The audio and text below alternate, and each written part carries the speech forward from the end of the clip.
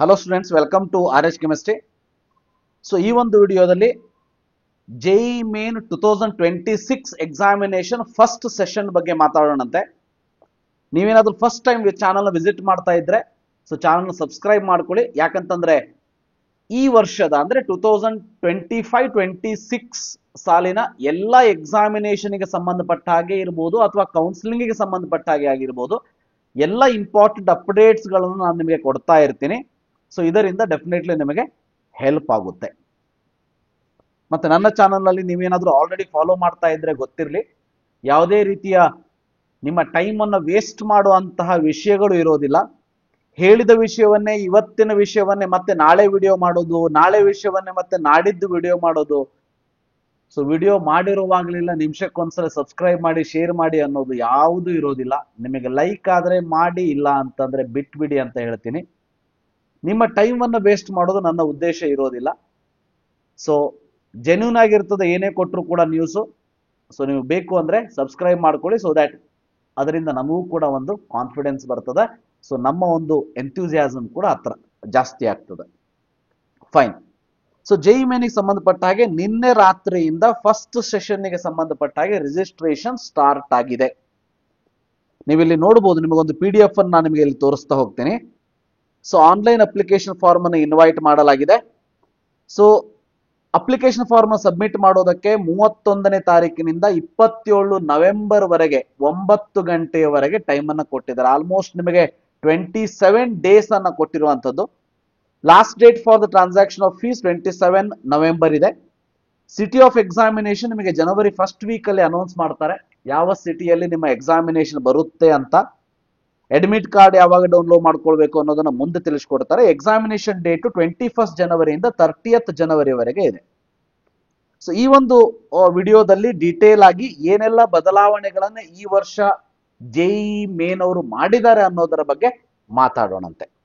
So ಇದಕ್ಕೆ ಸಂಬಂಧಪಟ್ಟ ಹಾಗೆ ಸೊ ನಿಮಗೆ ಈ ಒಂದು ವೆಬ್ಸೈಟ್ ಅಲ್ಲಿ ನೋಡಬಹುದು, ಇನ್ಫಾರ್ಮೇಶನ್ ಅಂತ ಹೋದ್ರೆ ಇನ್ಫಾರ್ಮೇಶನ್ ಬುಲೆಟಿನ್ ಕೂಡ ನಿಮಗೆ ಇಲ್ಲಿ ಕಾಣಿಸ್ತದ. ಆ ಒಂದು ಇನ್ಫಾರ್ಮೇಶನ್ ಬುಲೆಟಿನ್ ಡೀಟೇಲ್ ಆದ ಪಾರ್ಟ್ ಅನ್ನು ನಾನು ನಿಮಗೆ ಇಲ್ಲಿ ತೋರಿಸ್ತಾ ಹೋಗ್ತೀನಿ. ಸೊ ಇದು ಒಂದು ಇನ್ಫಾರ್ಮೇಶನ್ ಬುಲೆಟಿನ್. ಸೊ ಇದರಲ್ಲಿ ಇರುವಂತ ಇಂಪಾರ್ಟೆಂಟ್ ಪಾಯಿಂಟ್ಸ್ ಗಳನ್ನ ಹೇಳೋದಕ್ಕಿಂತ ಮುಂಚೆ ಸೊ ತಮಗೆಲ್ಲ ಗೊತ್ತಾ ಇದೆ, ಸೊ RH ಮೆಡ್ಟೆಕ್ ಮೆಂಟರ್ ಅಂತ ಹೇಳಿ ಧಾರವಾಡದಲ್ಲಿ ನಮ್ಮ ಆಫೀಸ್ ಇರುವಂತದ್ದು, ರೈಟ್. ಸೊ ನಾವೇನ್ ಮಾಡ್ತೀವಿ ಅಂತಂದ್ರೆ ಪೇಡ್ ಪರ್ಸನಲ್ ಕೌನ್ಸಿಲಿಂಗ್ ಗೈಡೆನ್ಸ್ ಅನ್ನ ಕೊಡ್ತೀವಿ. ಈ ಪರ್ಸನಲ್ ಕೌನ್ಸಿಲಿಂಗ್ ಗೈಡೆನ್ಸ್ ಗೆ ನೀವು ಜಾಯಿನ್ ಆಗಬೇಕು ಅಂದ್ರೆ ಡೈರೆಕ್ಟ್ ಆಗಿ ಈ ನಂಬರಿಗೆ ವಾಟ್ಸಪ್ ಅಲ್ಲಿ ಹಾಯ್ ಅಂತ ಮೆಸೇಜ್ ಮಾಡಿದ್ರು ಕೂಡ ಮುಂದಿನ ಒಂದು ಕನ್ವರ್ಸೇಷನ್ ಏನಿದೆ, ಇಂಪಾರ್ಟೆಂಟ್ ಇನ್ಫಾರ್ಮೇಶನ್ ಏನಿದೆ ಅದು ನಿಮಗೆ ಶೇರ್ ಮಾಡ್ತೀವಿ. ಸೊ ನಮ್ದು ಲಿಮಿಟೆಡ್ ನಂಬರ್ ಆಫ್ ಸ್ಟೂಡೆಂಟ್ಸ್ ಇರ್ತದ, ಯಾಕಂದ್ರೆ ಪ್ರತಿಯೊಬ್ಬ ಪೇರೆಂಟ್ ಜೊತೆ, ಪಾಲಕರ ಜೊತೆ, ಮಕ್ಕಳ ಜೊತೆ ನಾನೇ ಇಂಟರಾಕ್ಟ್ ಮಾಡ್ತೀನಿ. ಸೊ ಪ್ರೊಸೀಜರ್ನ ಮಾಡೋದಕ್ಕೆ ನಮ್ಮ ಆಫೀಸ್ ನಲ್ಲಿ ಟೀಮ್ ಇದ್ರೂ ಕೂಡ ನಿಮ್ಮ ಜೊತೆ ಇಂಟರಾಕ್ಷನ್ ಮಾಡೋದು ನಾನೇ ಆಗಿರೋದ್ರಿಂದ ಸೊ ನಾವು ಯಾವುದೇ ಕಾರಣಕ್ಕೆ ಹೆವಿ ಮಾಡ್ಕೊಳ್ಳೋದಕ್ಕೆ ಹೋಗೋದಿಲ್ಲ.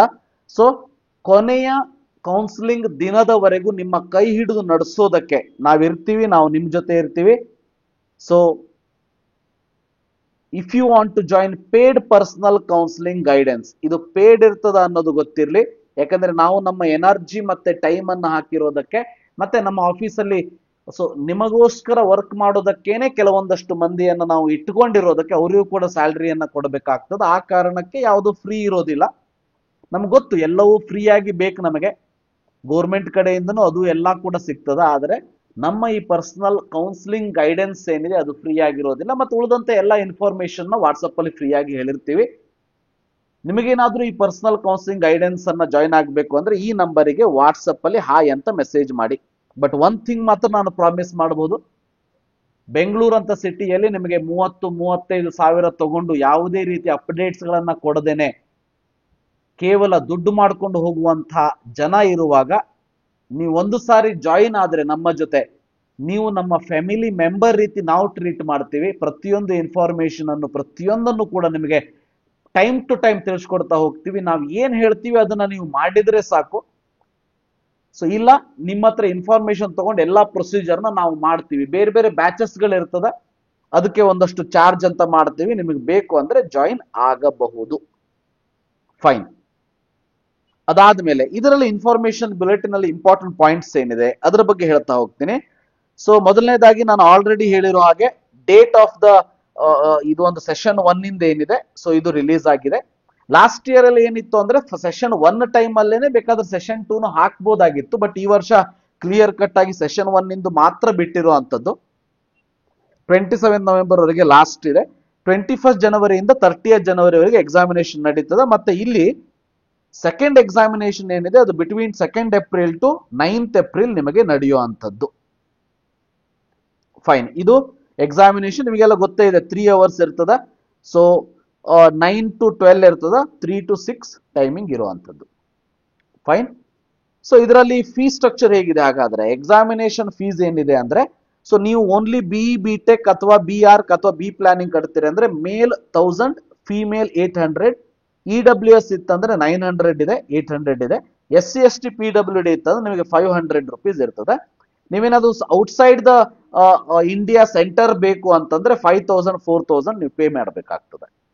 ಸೊ ಇದ್ರ ಜೊತೆಗೆ ನಿಮಗೆ ಕಾಂಬಿನೇಷನ್, ಈಗ ನಾನು ಬಿ ಟೆಕ್ ಬರೀತೀನಿ, ಬಿ ಆರ್ಕಿಟೆಕ್ಚರ್ ಬರೀತೀನಿ, ಸೊ ಬಿ ಟೆಕ್ ಬರೀತೀನಿ, ಬಿ ಪ್ಲಾನಿಂಗ್ ಬರೀತೀನಿ, ಅಥವಾ ಎಲ್ಲವನ್ನೂ ಬರೀತೀನಿ, ಹಾಗಿದ್ದಾಗ ನಿಮಗೆ 2000 rupees ನೀವು ಪೇ ಮಾಡಬೇಕಾಗ್ತದ ಅನ್ನೋದು ಗೊತ್ತಿರಲಿ. ಫೈನ್. ಇದಾದ್ಮೇಲೆ ಇಂಪಾರ್ಟೆಂಟ್ ಇನ್ಫಾರ್ಮೇಶನ್ ಅಷ್ಟೇ ನಾನು ನೀಡ್ತಾ ಹೋಗ್ತೀನಿ. ಸೊ ನೆಕ್ಸ್ಟ್ ನೋಡೋಣ ಅಂತ. ನೀವು ನೋಡಬಹುದು ಇಲ್ಲಿ ಬೇರೆ ಬೇರೆ ಲ್ಯಾಂಗ್ವೇಜ್ ಅಲ್ಲೂ ಕೂಡ ಇರ್ತದೆ, but mode of the examination only ನಿಮಗೆ ಇಂಗ್ಲಿಷ್ ಅಲ್ಲೇ ನೀವು ಸೆಲೆಕ್ಟ್ ಮಾಡ್ಕೋತೀರಿ, ಅದು ನಿಮಗೂ ಕೂಡ ಗೊತ್ತಿದೆ. ಇನ್ನು ಹೇಗಿರ್ತದ ಪೇಪರು? ಬಹಳ ಸಿಂಪಲ್, ನಿಮಗೆಲ್ಲ ಗೊತ್ತೇ ಇರ್ತದೆ. ಆದ್ರೂ ಫಸ್ಟ್ ಟೈಮ್ ಏನಾದ್ರು ಕೇಳ್ತಾ ಇದ್ರೆ ಕಂಪ್ಯೂಟರ್ ಬೇಸ್ಡ್ ಟೆಸ್ಟೇ ಇರ್ತದೆ. ಸೊ ಮಲ್ಟಿಪಲ್ ಚಾಯ್ಸ್ ಕ್ವಶನ್ಸ್ ಇರ್ತದೆ, ಒಂದಷ್ಟು ನ್ಯೂಮರಿಕಲ್ಸ್ ಕೂಡ ಇರುವಂತದ್ದು. ಸೊ ಪೇಪರ್ 2A ದಲ್ಲಿ ಅಂದ್ರೆ ಬಿ ಆರ್ಕಿಟೆಕ್ಚರ್ ಅಬ್ಜೆಕ್ಟಿವ್ ಟೈಪ್ ಇರ್ತದೆ, ಮಲ್ಟಿಪಲ್ ಚಾಯ್ಸ್ ಕ್ವಶನ್ ಮತ್ತೆ ಡ್ರಾಯಿಂಗ್ ಅಪ್ಟಿಟ್ಯೂಡ್ ಟೆಸ್ಟ್ ಕೂಡ ಇರುತ್ತೆ. ಸೊ ಇನ್ನು ಬಿ ಟೆಕ್ ಪೇಪರ್ ಅಲ್ಲಿ ಹೇಗಿರ್ತದ? 20 question of mathematics plus 5 questions of section B numericals ಇರ್ತದೆ. ಫಿಸಿಕ್ಸ್ ಕೂಡ 20 + 5, ಸೊ ಕೆಮಿಸ್ಟ್ರಿ ಕೂಡ 20 + 5, ಟೋಟಲ್ ಆಗಿ 300 ಮಾರ್ಕ್ಸ್ ಪೇಪರ್ ನಿಮ್ಮಲ್ಲಿ ಇರುವಂತದ್ದು. ಇದಾದ್ಮೇಲೆ ಮಾರ್ಕಿಂಗ್ ಸ್ಕೀಮ್ ಕೂಡ ಇಲ್ಲಿ ಕೊಟ್ಟಿದ್ದಾರೆ. ಕರೆಕ್ಟ್ ಆನ್ಸರ್ 4 ಇರ್ತದೆ, -1 ಮಾರ್ಕ್ ನಿಮಗೆ ರಾಂಗ್ ಆದ್ರೆ. ನೀವು ಕ್ವಶನ್ ಅನ್ನ ಹಾಗೆ ಬಿಟ್ರಿ ಮಾರ್ಕ್ ಮಾಡದೆ ಅಂದ್ರೆ 0 ಮಾರ್ಕ್ಸ್ ಅನ್ನ ಕೊಡೋರು. ಇನ್ನು ಸೇಮ್ ಮಾರ್ಕ್ಸ್ ಬಂದ್ರೆ ರಿಸಾಲ್ವಿಂಗ್ ಟೈ ಆದ್ರೆ ಸ್ಕೋರ್ ಹೇಗೆ ರಿಸಾಲ್ವ್ ಮಾಡ್ತಾರೆ, ಸೊ ಅದನ್ನು ಕೂಡ ಕೊಟ್ಟಿರುವಂತದ್ದು. First NTA score in mathematics consider ಮಾಡ್ತದೆ, ಫಿಸಿಕ್ಸ್ ಮಾಡ್ತದೆ, ಕೆಮಿಸ್ಟ್ರಿ ಮಾಡ್ತದೆ. ಅದಾದ್ಮೇಲೆ less proportion of number of attempted incorrect answer and correct answer in all the subject ಮಾಡ್ತದೆ. ಅದಾದ್ಮೇಲೆ incorrect and correct answer in mathematics, then physics, then chemistry. So ಇವೆಲ್ಲವೂ same ಆದ್ರೆ candidate will be assign the same rank. Exactly same rank ಅಂದ್ರೆ same ಕೊಡೋದಿಲ್ಲ. ಹೇಗ್ ಮಾಡ್ತಾರೆ ಅಂದ್ರೆ, for example 1016 rank ಇದ್ರೆ 0.00001, ಇನ್ನೊಬ್ರದ್ದು ಸೇಮ್ ಇತ್ತಂದ್ರೆ 0.00015. ಸೊ ಈ ರೀತಿ ಕೊಡ್ತಾ ಹೋಗ್ತಾರೆ. ಸೊ ಸೇಮ್ ರ್ಯಾಂಕ್ ಇದ್ರು ಕೂಡ ಕೌನ್ಸಿಲಿಂಗ್ ಮಾಡಬೇಕಾದ್ರೆ ಇದನ್ನ A B ಅಂತ ಬೇರೆ ಬೇರೆ ರೀತಿಯ ಕನ್ಸಿಡರ್ ಮಾಡ್ತಾರೆ. ಸೊ ಕೌನ್ಸಿಲಿಂಗ್ ಟೈಮ್ ಅಲ್ಲಿ ನೀವೇನು ವರಿ ಮಾಡ್ಕೊಳ್ಳೋ ಅವಶ್ಯಕತೆ ಇಲ್ಲ, ಯಾಕಂದ್ರೆ ಈ 8th ಪಾಯಿಂಟ್ ತನಕ ಹೋಗುವಂತ ಪಾಸಿಬಿಲಿಟಿ ಬಹಳ ಕಡಿಮೆ. ಅಂತಹ ಪಾಸಿಬಿಲಿಟಿ ಒಳಗೆ ನೀವು ಬರುವಂತ ಪಾಸಿಬಿಲಿಟಿ ಬಹಳ ಬಹಳ ಕಡಿಮೆ. ಅದಕ್ಕಾಗಿ ಈಗ ಅದ್ರ ಬಗ್ಗೆ ಬಹಳ ಥಿಂಕ್ ಮಾಡೋದಕ್ಕೆ ಹೋಗಬೇಡಿ. ಇನ್ನು ಬಿ ಆರ್ಕ್ ಪೇಪರ್ ಹೇಗಿರ್ತದೆ, ಬಿ ಪ್ಲಾನಿಂಗ್ ಹೇಗಿರ್ತದೆ ಎಲ್ಲ ಕೊಟ್ಟಿದ್ದಾರೆ. ಸೊ ಅದನ್ನ ಕೂಡ ನೀವು ನೋಡ್ಕೊಳ್ಳಬಹುದು. ಸೊ ಇಷ್ಟೆಲ್ಲ ನೋಡ್ಕೊಳ್ಳಿ. ಸೊ ಅದಾದ್ಮೇಲೆ ನಿಮಗೆ ಅಪ್ಲಿಕೇಶನ್ ಫಾರ್ಮ್ ಲಿಂಕ್ ಅಂತೂ ಕೊಟ್ಟಿದ್ದಾರೆ, ನೀವು ನೋಡಬಹುದು. ಆ ಲಿಂಕ್ ಅನ್ನ ಕ್ಲಿಕ್ ಮಾಡಿ ಸೊ ನೀವು ಉಳಿದಿದ್ದೆಲ್ಲವನ್ನ ಮಾಡ್ಕೊಳ್ತಾ ಹೋಗ್ಬೋದು. ಸೊ ಆ ಒಂದು ಲಿಂಕ್ ಅನ್ನು ಕೂಡ ನಾನು ನಿಮಗೆ ಇಲ್ಲಿ ತೋರಿಸ್ತಾ ಹೋಗ್ತೀನಿ. ಇಲ್ಲಿ ರಿಜಿಸ್ಟ್ರೇಷನ್ ಫಾರ್ JEE ಮೇನ್ ವೆಬ್ಸೈಟ್ಗೆ ಹೋದ್ರಿ ಅಂದ್ರೆ JEE.NTA.nic.in ಅಂತ ಹೇಳಿ. So registration for JEE main ಅಂತ ಇದೆ, ಅದ್ರ ಮೇಲೆ ಕ್ಲಿಕ್ ಮಾಡಿ. ಸೊ ಇದರಲ್ಲಿ ನಿಮಗೆ ನ್ಯೂ ರಿಜಿಸ್ಟ್ರೇಷನ್ ಅಂತ ಕಾಣಿಸ್ತು, ಅದ್ರ ಮೇಲೆ ಕ್ಲಿಕ್ ಮಾಡಿದ್ರೆ ಅಂದ್ರೆ ಈ ರೀತಿ ಬರ್ತದೆ. ಇಲ್ಲಿ ಫೀ ಸ್ಟ್ರಕ್ಚರ್ ಕೂಡ ಕೊಟ್ಟಿದ್ದಾರೆ, ನೋಡ್ಬೋದು. ಇನ್ನು ಯಾವ್ಯಾವ್ದನ್ನ ಅಪ್ಲೋಡ್ ಕೇಳ್ತಾರೆ ಇದರಲ್ಲಿ, ಇಷ್ಟೇ ಕೇಳುವಂಥದ್ದು. ಅಪ್ಲೋಡಿಂಗ್ ಯಾವ್ದಾವ್ದು ಕೇಳ್ತಾರೆ ಅಂದ್ರೆ, recent passport size photograph 80% face ಕಾಣಬೇಕು, ಆ ರೀತಿ ಒಂದು ಫೋಟೋಗ್ರಾಫ್ ಅನ್ನ ರೆಡಿ ಇಟ್ಕೊಳ್ಳಿ. So 10 to 200 KB. ಇನ್ನು ಸಿಗ್ನೇಚರ್ ಕೂಡ 10 to 200 KB. Class 10 marks card ನಿಮಗೆ 50 KB to 300 KB ರೆಡಿ ಇಟ್ಕೊಳ್ಳಿ. ಸೊ ಇನ್ನೇನಾದ್ರೂ ಫಿಸಿಕಲಿ ಡಿಸಬಿಲಿಟಿ ಇದ್ರೆ ಅದರದ್ದು ಕಾರ್ಡ್ ಕೇಳ್ತಾರೆ. ಮತ್ತೆ ಐಡೆಂಟಿಟಿ ಪ್ರೂಫ್ ಅದರ್ ದ್ಯಾನ್ ಏನಾದ್ರೂ ನಿಮ್ದು ಆಧಾರ್ ಕಾರ್ಡ್ ಅನ್ನು ಯೂಸ್ ಮಾಡಿದ್ರೆ, so other than Aadhaar card ಇದ್ರೆ ಪ್ರಾಬ್ಲಮ್ ಇಲ್ಲ. ಅದರ್ ದ್ಯಾನ್ ಆಧಾರ್ ಕಾರ್ಡ್ ಇದ್ರೆ ನಿಮಗೆ ಆ ಒಂದು ಐಡೆಂಟಿಟಿ ಪ್ರೂಫ್ ಅನ್ನು ಅಪ್ಲೋಡ್ ಮಾಡೋದಕ್ಕೆ ಕೇಳುವಂಥದ್ದು. ಅದಾದ್ಮೇಲೆ ಪಾಸ್ವರ್ಡ್ ಅನ್ನ ಸೆಟ್ ಮಾಡ್ಕೊಳ್ಬೇಕು, ಈ ರೀತಿ ಇರ್ತದೆ. ಸೊ ಅದಾದ್ಮೇಲೆ ಇಲ್ಲಿ ನೀವು ಎಸ್ ಅಂತ ಕೊಟ್ಟು ಕ್ಲಿಕ್ ಹಿಯರ್ ಟು ಪ್ರೊಸೀಡ್ ಅಂತ ಕ್ಲಿಕ್ ಮಾಡಿದ್ರೆ ಈ ರೀತಿ ನೀವು ಎಲ್ಲ ಇನ್ಫಾರ್ಮೇಶನ್ ಅನ್ನ ಇಲ್ಲಿ ಫಿಲ್ ಮಾಡಬೇಕು. ಪಾಸ್ವರ್ಡ್ ಅನ್ನು ಸೆಟ್ ಮಾಡಬೇಕು. ಇವೆಲ್ಲವನ್ನ ಮಾಡಿಬಿಟ್ಟು ಇಲ್ಲಿ ಸಬ್ಮಿಟ್ ಅಂತ ಕೊಟ್ಟರೆ ಒ ಟಿ ಪಿ ಬರ್ತದೆ. ಒ ಟಿ ಪಿಯನ್ನು ಎಂಟರ್ ಮಾಡಿ ಉಳಿದಿರುವಂಥ ಅಪ್ಲಿಕೇಶನ್ ಫಾರ್ಮ್ ಅನ್ನು ಫಿಲ್ ಮಾಡ್ತಾ ಹೋಗಿ. ಸೊ ಅದ್ರ ಬಗ್ಗೆನೂ ಕೂಡ ನಿಮ್ಮ ಬ್ರೋಷರ್ ಅಲ್ಲಿ ಡೀಟೇಲ್ ಆಗಿ ಕೊಟ್ಟಿರುವಂಥದ್ದು, ಅದನ್ನು ಕೂಡ ನಾನು ನಿಮಗೆ ಇಲ್ಲಿ ಫೈನಲ್ ಆಗಿ ತೋರಿಸ್ತೀನಿ. ಸೊ ಒಂದು ಸೆಕೆಂಡ್, ಇಲ್ಲಿ ಈಗ ನಂಬರ್ ಆಫ್ ಸಿಟಿ ನೋಡ್ಬೋದು. ಇಲ್ಲಿ ಕರ್ನಾಟಕದಲ್ಲಿ ಯಾವ್ಯಾವ ಸಿಟಿಯನ್ನ ಕೇಳಿದ್ದಾರೆ ಅಂತ ನೋಡಿದ್ರೆ, ಸೊ ನಿಮಗೆ ಕರ್ನಾಟಕದಲ್ಲಿ ಇವೆಲ್ಲ ಸಿಟಿಗಳು ಇರೋದು: ಬಳ್ಳಾರಿ, ಬೆಳಗಾವಿ, ಬೆಂಗಳೂರು, ದಾವಣಗೆರೆ, ಗುಲ್ಬರ್ಗ, ಹಾಸನ್, ಧಾರವಾಡ, ಮಂಗಳೂರು, ಮೈಸೂರು, ಶಿವಮೊಗ್ಗ, ತುಮಕೂರು, ಚಿಕ್ಕಮಗಳೂರು, ಹುಬ್ಳಿ, ಉಡುಪಿ, ಬೀದರ್, ಚಿಕ್ಕಬಳ್ಳಾಪುರ. ಲಾಸ್ಟ್ ಇಯರ್ ಇರಲಿಲ್ಲ, ಈ ವರ್ಷ ಇವೆರಡು ಸೆಂಟರ್ನ ಆಡ್ ಮಾಡಿದ್ದಾರೆ, ಬೀದರ್ ಮತ್ತೆ ಚಿಕ್ಕಬಳ್ಳಾಪುರ. ಸೊ ಇದಾದ್ಮೇಲೆ ಇನ್ನು ಅಪ್ಲಿಕೇಶನ್ ಫಾರ್ಮ್ ಯಾವ ರೀತಿ ಇರುತ್ತೆ ಅಂತ ನೋಡಿದ್ರೆ, ಸೊ ಮೊದಲನೇದಾಗಿ ಇದರಲ್ಲಿ ಏನೇನ್ ಚೇಂಜಸ್ಗಳಿವೆ ಅನ್ನೋದನ್ನ ನಾವು ಡೀಟೇಲ್ ಆಗಿ ನೋಡ್ಕೊಂಡು ಬಿಡೋಣಂತೆ. ಸೊ ಏನೇನೆಲ್ಲ ಚೇಂಜಸ್ ಇದೆ ಅಂತ ಹೇಳಿ. ಸೊ ಈ ವರ್ಷದ ಮಟ್ಟಿಗೆ ಏನು ಚೇಂಜಸ್ ಗಳನ್ನ ಮಾಡಿರುವಂತದ್ದು. ಸೊ ಎಕ್ಸಾಮಿನೇಷನ್ ಹಾಲ್ ಅಲ್ಲಿ, ಅಂದ್ರೆ ಎಕ್ಸಾಮಿನೇಷನ್ ಅಂತ ನೀವು ಹೋದಾಗ ಚೇಂಜಸ್ ಗಳು ಏನು ಕಾಣಿಸ್ತದೆ ನಿಮಗೆ ಅಂತಂದ್ರೆ ನೋಡಿ, ಎಕ್ಸೆಸಿಬಿಲಿಟಿ. ಸೊ ಮೊದಲನೇದಾಗಿ ಹೇಗಿದೆ ಅಂತ ಅಂದ್ರೆ, ಸೊ ಈ ಕೇಸಲ್ಲಿ so candidate can switch to dark mode, ಅಂದ್ರೆ ನಿಮ್ಮ ಕಣ್ಣಿಗೆ ಯಾವುದು ಈಸಿ ಆಗ್ತದೆ ಆ ಟೈಪ್ ನೀವು ಅದನ್ನ ಸೆಟ್ ಮಾಡ್ಕೊಳ್ಬಹುದು. ಇಷ್ಟು ವರ್ಷ ಇರಲಿಲ್ಲ ಇದು. Dark mode or light mode ಅನ್ನ ನೀವು ಸೆಟ್ ಮಾಡ್ಕೊಳ್ಬಹುದು. ಇನ್ನು ಫಾಂಟ್ ಸೈಜ್ ಅನ್ನ ನೀವು ಚೇಂಜಸ್ ಮಾಡ್ಕೊಳ್ಬಹುದು. ಇಷ್ಟು ದಿನ ಅದು ಇರಲಿಲ್ಲ, ಬಟ್ ಈ ವರ್ಷ ನೀವು ಫಾಂಟ್ ಸೈಜ್ ಅನ್ನ ಜಾಸ್ತಿ ಚೇಂಜಸ್ ಮಾಡ್ಕೋಬಹುದು. ಸೊ ನಿಮಗೆ ಬೇಕು ಅಂದ್ರೆ ಕರ್ಸರ್ ಟ್ರೇಲ್ ಅನ್ನ ನೀವು ಎನೇಬಲ್ ಮಾಡ್ಕೊಳ್ಬಹುದು. ಇಲ್ಲ ಕರ್ಸರ್ ಸೈಜ್ ಅನ್ನ, ದೊಡ್ಡ ಕರ್ಸರ್ ಸೈಜ್ ಬೇಕು, ಸೊ ಅದನ್ನು ಕೂಡ ನೀವು ಎನೇಬಲ್ ಮಾಡ್ಕೊಳ್ಬಹುದು. ಈ ವರ್ಷದ ಬದಲಾವಣೆ ಇದು. ಬಟ್ ವೆರಿ ವೆರಿ ಇಂಪಾರ್ಟೆಂಟ್ ಬದಲಾವಣೆ ಏನು ಅಂದ್ರೆ, ಒಂದನೇದು ಸ್ಕ್ರೀನ್ ಮ್ಯಾಗ್ನಿಫೈಯರ್ ಅಂತ ಹೇಳಿ. ಅಂದ್ರೆ ಫಾರ್ ಎಕ್ಸಾಂಪಲ್, ಈಗ ಯಾವುದೋ ಒಂದು ಮ್ಯಾಥಮೆಟಿಕ್ಸ್ ಸಾಲ್ವ್ ಮಾಡ್ತಾ ಇರ್ತೀರಿ, ಅಥವಾ ಫಿಸಿಕ್ಸ್ ಅಲ್ಲಿ ಯಾವುದೋ ಒಂದು ನ್ಯೂಮರಿಕಲ್ ಸಾಲ್ವ್ ಮಾಡ್ತಾ ಇರ್ತೀರಿ. ಯಾವಾಗ ನಿಮಗೆ ಅದು ಪಾಯಿಂಟ್ ಅಥವಾ ನಂಬರು ಅಥವಾ ರೇಸ್ಟ್ ಪವರ್ ಯಾವುದು ಕರೆಕ್ಟ್ ಆಗಿ ಕಾಣಿಸ್ತಾ ಇಲ್ಲ, ನೀವೇನ್ ಮಾಡ್ಬೋದು ಅಂದ್ರೆ ಮೇಲ್ಗಡೆ ಸ್ಕ್ರೀನ್ ಮ್ಯಾಗ್ನಿಫೈಯರ್ ಅಂತ ಕಾಣಿಸ್ತದೆ ನಿಮಗೆ. ಸೊ ಅದನ್ನ ಕ್ಲಿಕ್ ಮಾಡಿ, ಸೊ ಅದನ್ನ ನೀವು ಯಾವುದೇ ವರ್ಡ್ ಮೇಲೆ ಇಟ್ರೆ ಆ ವರ್ಡ್ ಅಷ್ಟೇ ನಿಮಗೆ ಮ್ಯಾಗ್ನಿಫೈ ಆಗಿ ಕಾಣುವಂಥದ್ದು. ಓಕೆ, ಸೊ ನೋಡಿ, for example what is the capital of India ಅಂತ ಇದೆ ಫಾರ್ ಎಕ್ಸಾಂಪಲ್. ಇಲ್ಲಿ ನನಗೆ ಫಸ್ಟ್ ಆಪ್ಷನ್ ಕ್ಲಿಯರ್ ಆಗಿ ಕಾಣಿಸ್ತಾ ಇಲ್ಲ. ನೀವು ಫಸ್ಟ್ ಆಪ್ಷನ್ ಮೇಲೆ ಅಷ್ಟೇ ಆ ಸ್ಕ್ರೀನ್ ಮ್ಯಾಗ್ನಿಫೈಯರ್ ಅನ್ನೋ ಆಪ್ಷನ್ ಅನ್ನ ಕ್ಲಿಕ್ ಮಾಡಿ ನಿಮ್ಮ ಕರ್ಸರ್ ಅನ್ನ ಇಲ್ಲಿ ತಗೊಂಡು ಬಂದ್ರಿ ಅಂದ್ರೆ, ಸೊ ಸ್ಕ್ರೀನ್ ಅಲ್ಲಿ ಆ ಒಂದು ವರ್ಡ್ ಏನಿದೆ ಅಥವಾ ಸೆಂಟೆನ್ಸ್ ಏನಿದೆ ನೀವು ಎಲ್ಲಿ ಇಡ್ತೀರಿ ಅದು ಮ್ಯಾಗ್ನಿಫೈ ಆಗಿ ಕಾಣುವಂಥದ್ದು. ಮೊದಲನೇ ಇಂಪಾರ್ಟೆಂಟ್ ಪಾಯಿಂಟ್. ಎರಡನೇದು, ಈ ವರ್ಷ ಸೊ ಕ್ಯಾಲ್ಕುಲೇಟರ್ ನ ಎನೇಬಲ್ ಮಾಡಿದ್ದಾರೆ. Okay, so not a scientific calculator. Scientific calculator ಅಲ್ಲ, ಕೇಳಿದ್ರೆ ಎಲ್ಲವನ್ನೂ ಬೇಕು ನಿಮಗೆ ಅಂತ ಹೇಳ್ತೀರಿ. ಬಟ್ ಈಗ ಕಾಮೆಡಿಕೆ ಎಕ್ಸಾಮಿನೇಷನ್ ಕೂಡ ಇದನ್ನ ಬಹಳ ವರ್ಷದಿಂದ ಅಲೋ ಮಾಡಿದ್ದಾರೆ. KCET ಫಿಸಿಕಲ್ ಎಕ್ಸಾಮಿನೇಷನ್ ಆಗಿರೋದ್ರೆ ಆಫ್ಲೈನ್ ಎಕ್ಸಾಮಿನೇಷನ್ ಆಗಿರೋದಕ್ಕೆ, ನೀಟ್ ಆಫ್ಲೈನ್ ಆಗಿರೋದಕ್ಕೆ ಅವಕಾಶ ಕೊಡೋದಿಲ್ಲ. ಬಟ್ ಆನ್ಲೈನ್ ಎಕ್ಸಾಮಿನೇಷನ್ ಇದು ಫಸ್ಟ್ ಟೈಮ್ JEE ಅಲ್ಲಿ ಇಂಟ್ರೊಡ್ಯೂಸ್ ಮಾಡಿರುವಂತದ್ದು ಬೇಸಿಕ್ ಕ್ಯಾಲ್ಕುಲೇಟರ್ ನ ನಿಮಗೆ ಅಲ್ಲಿ ತೋರಿಸಿರ್ತಾರೆ. ಬೇಸಿಕ್ ಕ್ಯಾಲ್ಕುಲೇಟರ್ ನ ನಿಮಗೆ ಅಲ್ಲಿ ಅವೈಲೇಬಲ್ ಮಾಡಿರ್ತಾರೆ CBT ಟೆಸ್ಟ್ ಅಲ್ಲಿ. ಅಂದ್ರೆ ನಿಮ್ಮ ಟೈಮ್ ಸ್ವಲ್ಪ ಸೇವ್ ಆಗುತ್ತೆ. ಅಂದ್ರೆ ಎಡಿಷನ್, ಸಬ್ಸ್ಟ್ರಾಕ್ಷನ್, ಡಿವಿಷನ್, ಇಂತಹ ಬೇಸಿಕ್, ಇದ್ರ ಜೊತೆಗೆ ಸ್ಕ್ವೇರ್ ರೂಟ್, ಪರ್ಸೆಂಟೇಜ್ ಕೂಡ ಇಲ್ಲಿ ನಿಮಗೆ ಸಿಗುತ್ತೆ. ಆ ಕಾರಣಕ್ಕೆ ನಿಮಗೆ ಸಿಂಪಲ್ ಕ್ಯಾಲ್ಕುಲೇಟರ್, ನೀವೇನು ಕ್ಲಾಸಿಗೆ ತಗೊಂಡು ಹೋಗ್ತೀರಿ ಅದೇ ಸಿಂಪಲ್ ಕ್ಯಾಲ್ಕುಲೇಟರ್ ಇಲ್ಲೂ ಕೂಡ ಅಲೋ ಮಾಡ್ತಾರೆ. ಸೊ ಆ ಕಾರಣಕ್ಕೆ ಕ್ಯಾಲ್ಕುಲೇಷನ್ ಮಾಡಬೇಕಾದ್ರೆ ನಿಮ್ಮ ಸ್ಪೀಡ್ ಕೂಡ ಜಾಸ್ತಿ ಆಗುತ್ತೆ, ಬಹಳ ಥಿಂಕ್ ಮಾಡೋ ಅವಶ್ಯಕತೆ ಇಲ್ಲ. ಅದರ ಜೊತೆಗೆ ಎರಡನೇ ಇಂಪಾರ್ಟೆಂಟ್ ಪಾಯಿಂಟ್ ಇದರಿಂದ ನಾವು ಏನ್ ಅರ್ಥ ಮಾಡ್ಕೋಬೇಕಂದ್ರೆ, ಕಾಂಪಿಟೇಷನ್ ಲೆವೆಲ್ ಏನಿದೆ ಕ್ವಶನ್ಸ್ ಅಲ್ಲಿ ಅದು ಜಾಸ್ತಿ ಆಗುತ್ತೆ. ಅಂದ್ರೆ ಕ್ವಶನ್ನಿನ ಡಿಫಿಕಲ್ಟಿ ಲೆವೆಲ್ ಡೆಫಿನೆಟ್ ಆಗಿ ಜಾಸ್ತಿ ಮಾಡಬಹುದು. ಯಾಕೆ ಅಂತ ಅಂದ್ರೆ ಅವರಿಗೂ ಗೊತ್ತಾಗಿದೆ ಈಗ ನಿಮಗೆ ಕ್ವಶನ್ ಈಗ ಒಂದು ಕ್ಯಾಲ್ಕುಲೇಟರ್ ಎನೇಬಲ್ ಮಾಡಿದ್ದಾರೆ ಅಂತ ಹೇಳಿ. ಸೊ ಕ್ಯಾಲ್ಕುಲೇಟರ್ ಎನೇಬಲ್ ಮಾಡಿರೋದಕ್ಕೆ ಕ್ವಶನ್ ಕ್ವಾಲಿಟಿಯನ್ನು ಸ್ವಲ್ಪ ಜಾಸ್ತಿ ಮಾಡಬಹುದು ಅಂತ ನನಗೆ ಅನಿಸುವಂಥದ್ದು.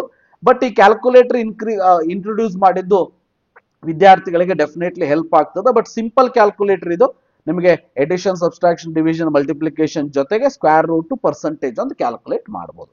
ಬಟ್ ಇದು ಕೂಡ ಎಷ್ಟೋ ಹೆಲ್ಪ್ ಆಗ್ತದ, ಎಷ್ಟೋ ಟೈಮ್ ಅನ್ನ ಸೇವ್ ಮಾಡ್ತದ. ಬಟ್ ಡಿಫಿಕಲ್ಟಿ ಲೆವೆಲ್ ಕ್ವಶನ್ ಕೂಡ ಇದರಿಂದ ಜಾಸ್ತಿ ಆಗೋ ಸಂಭವ ಇದೆ ಅನ್ನೋದನ್ನ ತಳ್ಳಿ ಹಾಕುವ ಹಾಗಿಲ್ಲ. ಸೊ ಇದು ಕ್ಯಾಲ್ಕುಲೇಟರ್ಗೆ ಸಂಬಂಧಪಟ್ಟ ಹಾಗೆ, ರೈಟ್. ಇನ್ನು ಎಕ್ಸಾಮಿನೇಷನ್ ಫಾರ್ಮ್ ನಿಮಗೆ ಆಲ್ರೆಡಿ ಹೇಳಿರೋ ಹಾಗೆ ಈ ರೀತಿ ಇರುವಂತದ್ದು.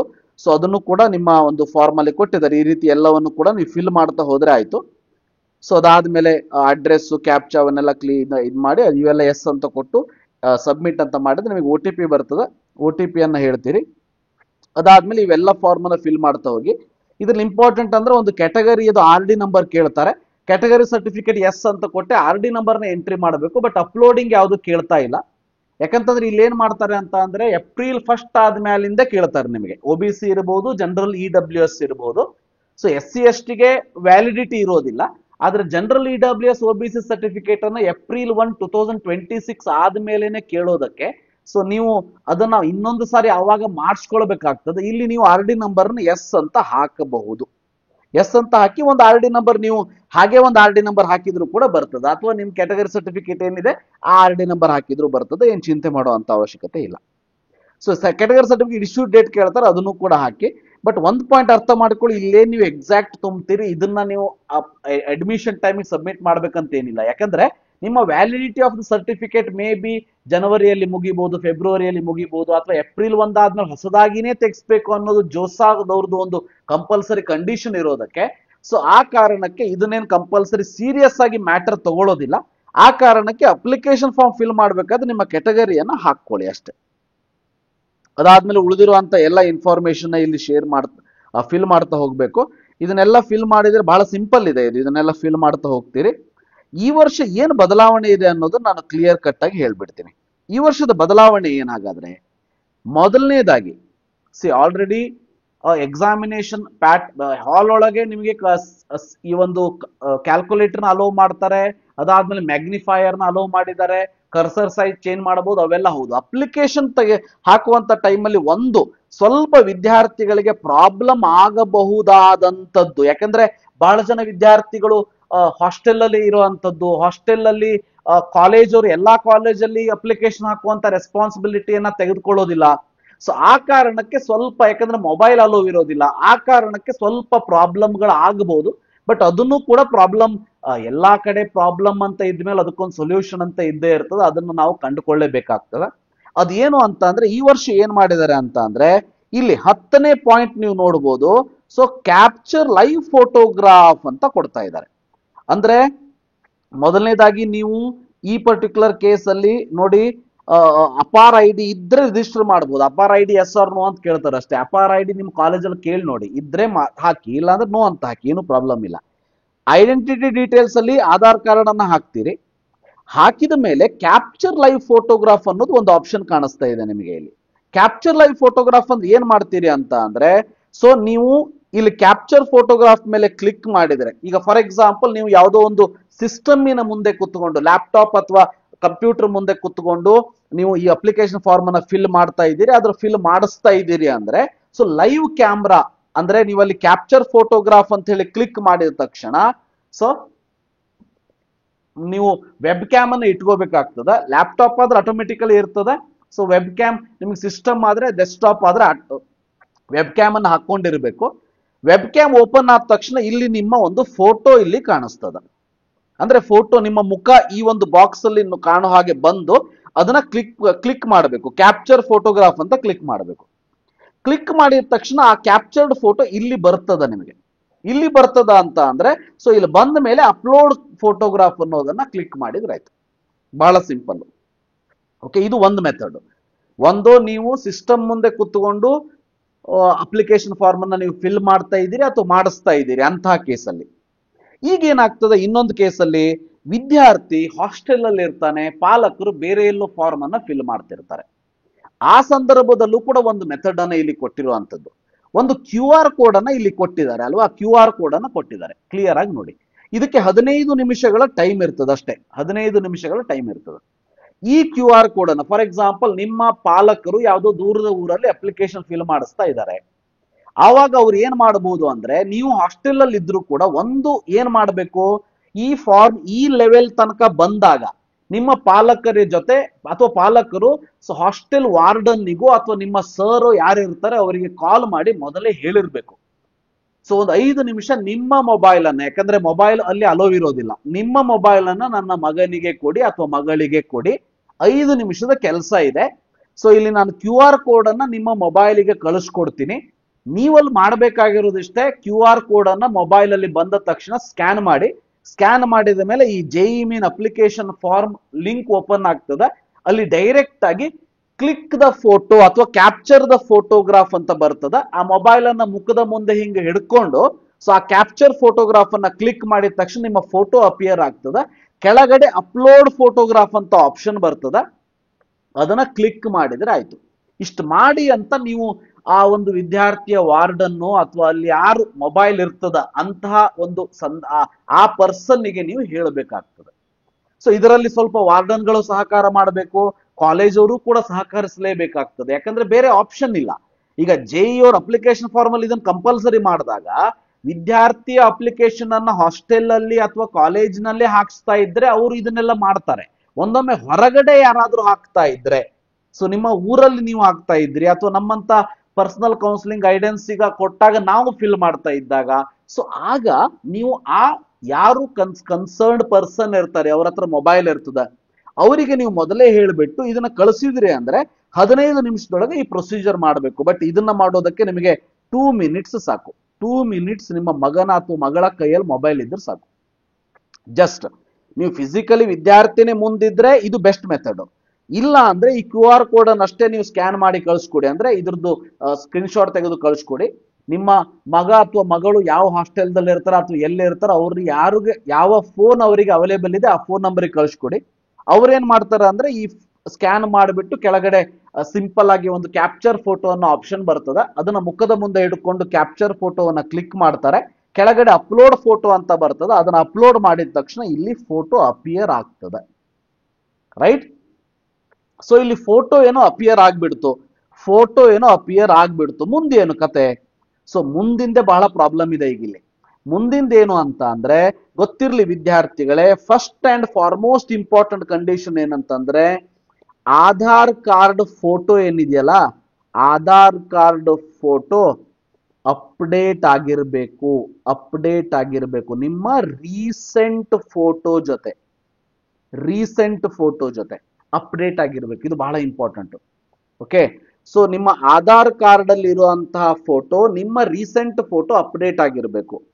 ಯಾಕೆ ಹೇಳ್ತಾ ಇದ್ದೀನಿ ಅಂದ್ರೆ ಇದನ್ನ ನೀವು ಲೈವ್ ಫೋಟೋವನ್ನ ಕ್ಯಾಪ್ಚರ್ ಮಾಡಿದ ಮೇಲೆ ಜಸ್ಟ್ ಹಂಗ ತೋರಿಸ್ತೀನಿ ನಾನು. ಇಲ್ಲಿ ನಿಮ್ಮ ಆಧಾರ್ ಫೋಟೋ ಬರ್ತದೆ. ನೆಕ್ಸ್ಟ್ ನೀವು ಲೈವ್ ಅಲ್ಲಿ ತುಂಬ್ತಾ ಇದ್ರೆ ಗೊತ್ತಾಗ್ತದೆ ನಿಮಗೆ. ಆಧಾರ್ ಫೋಟೋ ಬರ್ತದ, ಇಲ್ಲಿ ನೀವು ಲೈವ್ ಕ್ಯಾಪ್ಚರ್ಡ್ ಫೋಟೋ ಬರ್ತದೆ. ನಿಮಗೆ ಲೈವ್ ಕ್ಯಾಪ್ಚರ್ಡ್ ಫೋಟೋ ಬರ್ತದೆ.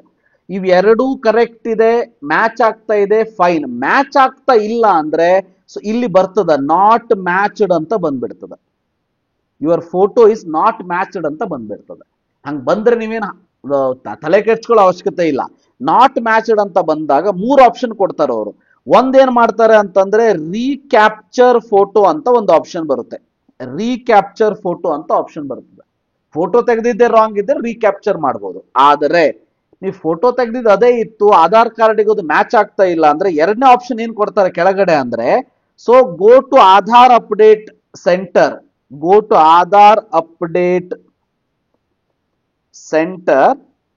ಅಂಡ್ ಅಪ್ಡೇಟ್ ಯುವರ್ ಆಧಾರ್ ಅಂತ ಬರ್ತದೆ. ಯಾಕಂದ್ರೆ ಇದು 27 ದಿನ ಟೈಮ್ ಕೊಟ್ಟಿರೋದಕ್ಕೆ ನಿಮ್ಗೆ ಆಧಾರ್ ಅಪ್ಡೇಟ್ ಮಾಡಿದ್ರೆ 1 ವಾರದಲ್ಲಿ ಅಪ್ಡೇಟ್ ಆಗ್ತದೆ. ಹಾಗೇನಾದ್ರು ಇದ್ರೆ ಇದು ಸೆಕೆಂಡ್ ಆಪ್ಷನ್ ಕ್ಲಿಕ್ ಮಾಡ್ಕೊಳ್ಳಿ. ಬಟ್ 3ನೇ ಆಪ್ಷನ್ ಏನ್ ಬರ್ತದೆ ಇದರಲ್ಲಿ ಅಂತ ಅಂದ್ರೆ, ಸೊ ಕಂಟಿನ್ಯೂ ಬಟನ್ ಅನ್ನ ಕ್ಲಿಕ್ ಮಾಡಿ. ಅಂದ್ರೆ ಇಲ್ಲಿಗೆ ನೀವು ಸ್ಟಾಪ್ ಆಗುವಂತ ಅವಶ್ಯಕತೆ ಇಲ್ಲ. ನಿಮಗೆ ಆಧಾರ್ ಕೂಡ ಅಪ್ಡೇಟ್ ಇದೆ, ಅದನ್ನ ಮಾಡೋದಕ್ಕಾಗೋದಿಲ್ಲ. ಕ್ಯಾಪ್ಚರ್ ಅನ್ನು ರೀಕ್ಯಾಪ್ಚರ್ ಮಾಡೋದಕ್ಕಾಗೋದಿಲ್ಲ. ಏನ್ ಮಾಡಬಹುದು ಅಂದ್ರೆ ವಿತ್ ಯುವರ್ ರಿಸ್ಕ್ ಅವ್ರೇನ್ ಮಾಡ್ತಾರ ಅಂತಂದ್ರೆ, so go to the next page option ಇಲ್ಲಿ ಕೊಡ್ತಾರೆ. ಇಲ್ಲ ಅಂತ ನಾನು ಹೇಳ್ತಾ ಇಲ್ಲ, ನೆಕ್ಸ್ಟ್ ಪೇಜ್ ಆಪ್ಷನ್ ಕೊಡ್ತಾರೆ. ಬಟ್ ಒಂದು ಬ್ರಾಕೆಟ್ ಅಲ್ಲಿ ಏನ್ ಹೇಳ್ತಾರೆ ಅಂತ ಅಂದ್ರೆ, so it is your liability that, so ನಮಗೇನಾದ್ರೂ ಇದು ಮಿಸ್ಇನ್ಫಾರ್ಮೇಶನ್ ಅಂತ ಅನ್ಸಿದ್ರೆ we may cancel your candidature ಅಂತ ಕೊಟ್ಬಿಡ್ತಾರೆ. ಅಂದ್ರೆ ಈಗ ಫೋಟೋ ಮ್ಯಾಚ್ ಆಯ್ತು, ಮ್ಯಾಚ್ ಆಗ್ಲಿಲ್ಲ ರೀಕ್ಯಾಪ್ಚರ್ ಮಾಡ್ತೀರಾ ಮಾಡಿ. ಅದು ಇಲ್ಲ, ನೀವು ಎಲ್ಲವೂ ಕರೆಕ್ಟ್ ಇದೆ ಆದ್ರೂ ಫೋಟೋ ಮ್ಯಾಚ್ ಆಗ್ತಾ ಇಲ್ಲ, ಮುಂದಿನ ಒಂದು ಪೇಜಿಗೆ ನೀವು ಹೋಗ್ಬೋದು. ಅಪ್ಲಿಕೇಶನ್ ಫಾರ್ಮ್ ಫಿಲ್ ಮಾಡುವಂತ ಈ ಡಾಕ್ಯುಮೆಂಟ್ ಅಪ್ಲೋಡ್ ಪೇಜಿಗೆ ಹೋಗ್ಬೋದು. ಆದರೆ ಲಾಸ್ಟ್ ಆಪ್ಷನ್ ಏನ್ ಕೊಡ್ತಾರೆ ಎಸ್ ಅಂತ ಮಾಡೋದಕ್ಕೆ, ಸೊ ನೆಕ್ಸ್ಟ್ ಪೇಜ್ ಹೋಗ್ರಿ. ಆದ್ರೆ ಸೊ ನಾನು ಕನ್ನಡ ಭಾಷೆಯಲ್ಲಿ ಹೇಳ್ತಾ ಇದ್ದೀನಿ, ಅಲ್ಲಿ ಏನ್ ಕೊಟ್ಟಿರ್ತಾರೆ ಅದನ್ನ. ಸೊ ಅವ್ರು ಏನ್ ಕೊಡ್ತಾರೆ ಅಂದ್ರೆ next page you can confirm and you can go to the next page. ಆದರೆ ಮುಂದೆ ನಾವು ವೆರಿಫಿಕೇಶನ್ ಮಾಡಬೇಕಾದ್ರೆ ನೀವು ಲೈವ್ ಫೋಟೋ ಏನ್ ಕೊಟ್ಟಿದ್ದೀರಿ ಮತ್ತೆ ಆಧಾರ್ ಫೋಟೋ ಎರಡು ಮ್ಯಾಚ್ ಆಗ್ಲಿಲ್ಲ ಅಂದ್ರೆ ನಾವು ನಿಮ್ಮ ಕ್ಯಾಂಡಿಡೇಚರ್ ನ ಕ್ಯಾನ್ಸಲ್ ಮಾಡಬಹುದು, ಲಿಯೇಬಲ್ ಟು ಕ್ಯಾನ್ಸಲೇಷನ್ ಅಂತ ಕೊಟ್ಬಿಡ್ತಾರೆ. ಹಾಗಂತ ಹೇಳಿ ಅದಕ್ಕೂ ಹೆದರೋ ಅವಶ್ಯಕತೆ ಇಲ್ಲ. ಯಾಕೆ ಅಂದ್ರೆ ಇಲ್ಲೂ ನೋಡಿ ಅಪ್ಡೇಟ್ ಆಪ್ಷನ್ ಅಲ್ಲೂ ನಿಮ್ಗೆ ಫೋಟೋಗ್ರಾಫ್ ಅನ್ನು ಅಪ್ಡೇಟ್ ಕೇಳ್ತಾ ಇದ್ದಾರೆ. ಒಂದು ಪಾಯಿಂಟ್ ಅರ್ಥ ಮಾಡ್ಕೊಳ್ಳಿ, ಯಾವುದೇ ವಿದ್ಯಾರ್ಥಿ ಫಾರ್ಮ್ ಅನ್ನ ಫಿಲ್ ಮಾಡಿದಾಗ ಅವನು ಜೆನ್ಯೂನ್ ಇದ್ದಾಗ ಅವನ ಕ್ಯಾಂಡಿಡೇಚರ್ ನ ಕ್ಯಾನ್ಸಲ್ ಮಾಡೋದಕ್ಕೆ ಯಾರಿಂದನೂ ಸಾಧ್ಯ ಇಲ್ಲ.